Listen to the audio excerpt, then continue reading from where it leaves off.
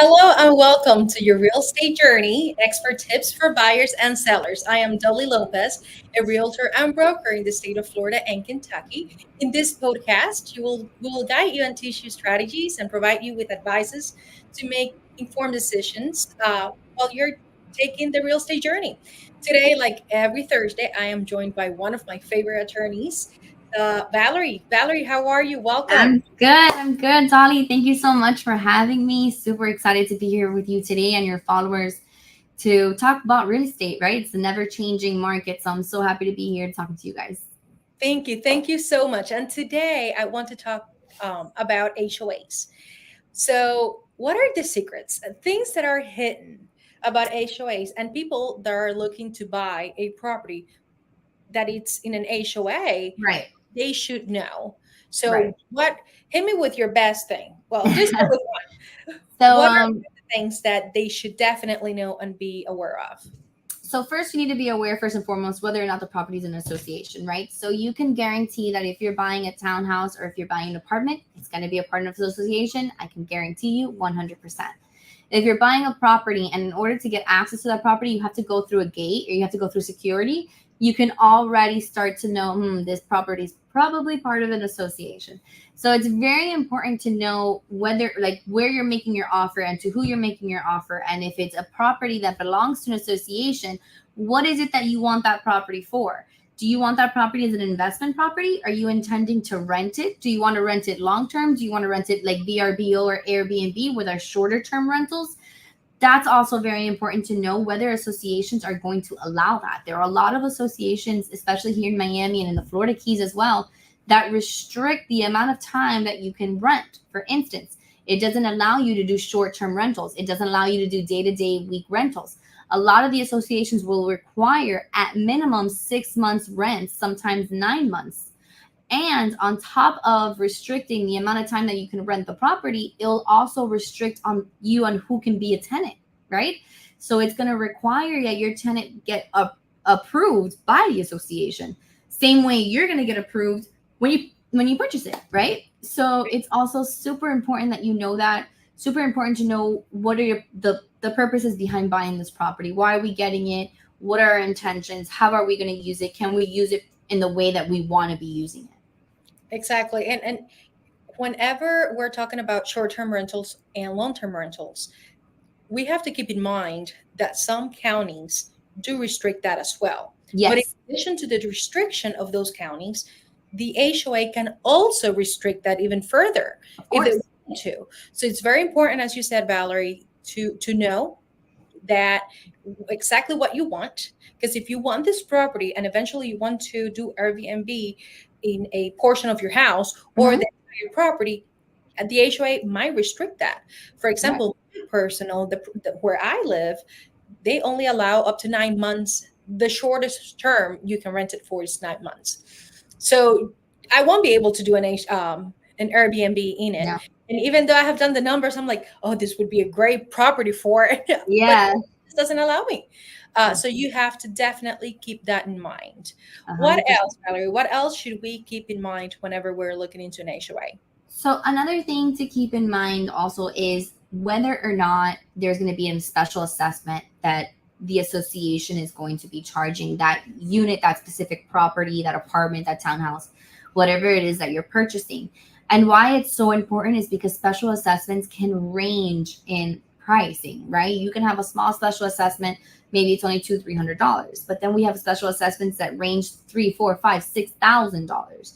So it's very important that we find out, through your realtors, use your resources behind you, use the title company that you intend to use your realtor, ask your realtor, hey, listen, is there a special assessment? Like, can we find that out? And we can.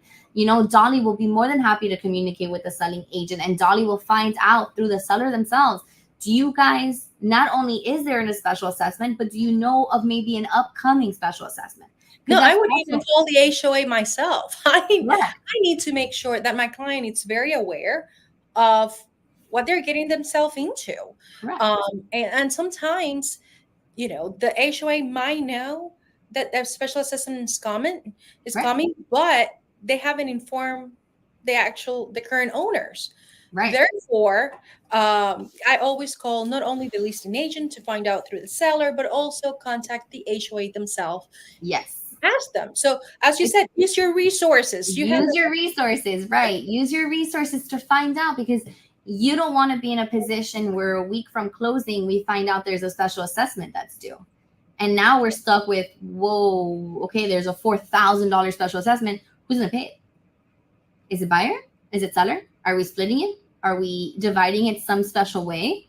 Am I paying as a buyer? Am I going to be paying after I close and the seller has to pay before? So it's very important that we iron out these little details before the closing, before we get to the closing date, so there's no issues. So there's a smooth sail when it comes to the closing table. Exactly. So I completely agree with you on that. What would be one more thing that you would suggest? Not suggest, but that you would say it's fairly hidden and not a Right. lot. We haven't, people don't speak about it as much. Right. So something to know about associations is they can assign violations to the unit, to the property, right? Because you're not complying with their rules and regulations. And that violation, you won't even know about it until the title company, the attorney that's representing you, hopefully in the situation, VPP law firm, until we order the estoppel, right? We will order the estoppel against the association. The association will then deliver to me the estoppel. The estoppel tells me everything I need to know about this unit and its relation to the association. How much they pay monthly, if there's any late fees that are associated, if they fail to make any prior payments, if there's any kind of violation on the property pursuant to the association rules and regulations. For instance, one of the violations that I've seen often are the grass isn't cut to the standard, right? That's something that needs to be fixed. Or, and more importantly, and this one's a much bigger one, is the property is not in the right color, right? The house or the townhouse is not painted in the exterior in the correct color approved by And the there are association. approved colors that the association would allow. Right. So what happens then? So what happens in that kind of situation is, me as your title company, I've already come alert, okay, there's a violation. I'll immediately contact Dolly, right? And Dolly and I will have a conversation, and I'll tell her, listen, this is a problem. We got this association. Let's fix it. This violation be pursuant to the estoppel. Let's fix it. And so now is when we start to figure out who's going to fix it. Are we going to put it on the seller to fix? Is the seller going to give us a credit and we're going to fix it? And sometimes these violations, like the painting of the property, can be quite expensive, because if you're looking at a 5-bedroom property, 5-bedroom, 3-bathroom, that can probably cost you a few $1,000s just to paint that property back to the color that it needs to be painted. So it's very, very, very important that you know these types of rules and regulations and restrictions that an association is going to have, and that you hire Jolly, who knows what she's doing. Hire a realtor who knows what she's doing. She knows how to negotiate this. She knows how to prepare for this. When she knows this property is an association, perfect. I already know the questions I need to ask. I already am prepared for my buyer. I know what to prepare them for. Or if it's a seller, we'll know how to prepare the seller for selling a property within an association. I am actually helping a client right now who's a realtor. I am helping another realtor purchase their home because they just don't practice it. Right. They don't practice, and we know this is one of the biggest investments that we will make. And I wanted to go back to the violations. What happens if you have a violation and the associations would give you fees, and you decide, I'm not going to pay them because I'm not going to paint my house, because I'm not going to do this. I don't want to. That's not the color I wanted, and I'm not going to do it. Exactly. So what happens then? So we're looking at a foreclosure action. So we're actually looking where the association has the right to foreclose against your property to recover the fees that you have not paid them. And what's important to know is, not only are they going to be recovering the fees that you failed to pay, you're also going to be paying them the attorney's fees and costs that your association has to pay in order to bring this foreclosure action against you. Meaning, if they had to hire an attorney, which they will, you'll pay those attorney's fees. All the costs they had to do in order to register a complaint and file the complaint with the court and get a court number, that's also a fee that you're going to have to pay them back for. So it could be a lot more costly for you to ignore a fee than for you to just accept it, pay it, and move Yeah, on. and that's it. So, guys, an HOA, an association, can and will foreclose on your property. Yes. You can continue to pay your mortgage to the lender. It has nothing to do with the lender's payment. They can still foreclose on your property. And it's very important for you to be aware of that, Yeah. because it will happen if you, if you fail to pay a fee. Right. Actually, we were talking earlier. I had a client who actually called me, and just not a client, she's just somebody that follows me through YouTube. Acquaintance. Mhm. And she said, Dolly, I am in and I'm pre-foreclosure. I got this, but I don't know what it's for. What's going on? I don't owe anything on my property. I don't own it, I own the house free and clear. And whenever we did some digging, it was the HOA over 600, $260. She just didn't see it. It was her second property. She never received the mail, at least not that mail where she needed to Right. pay. Um, and now she was in foreclosure proceedings. So So, two things that are super important about that story that I want to bring out to our viewers and those who are watching us. Foreclosures are not the same as they were 20 years ago. People think, oh, but in 2006, 2007, 2008, people went 10 years without paying and they were fine. And it took 10 years to foreclose on their property. It took 15 years. Not anymore. Not anymore. Courts are now prepared. There's actually a division within our court system that handles just foreclosures. So it's very important to know that these foreclosures actions are no longer taking years. They're taking months. They're taking months, and they can happen quite quickly. And before you even know it, you have someone knocking on your door, will be a sheriff telling you have to leave because the house has now been purchased by somebody else in a foreclosure sale. So it's very important you know that. And secondly, if you're using this property as an investment, or you bought it for a cousin or an aunt, or someone else is living in the property and not you, make sure that the association has the right contact information for you. Make sure they have your right phone number, their right email, your right address, so that in situations like these, where they need to notify you of a violation with the property, or they need to notify you of a special assessment that's coming, or they need to notify you that they've never received the monthly payment, or that you're late on your payment.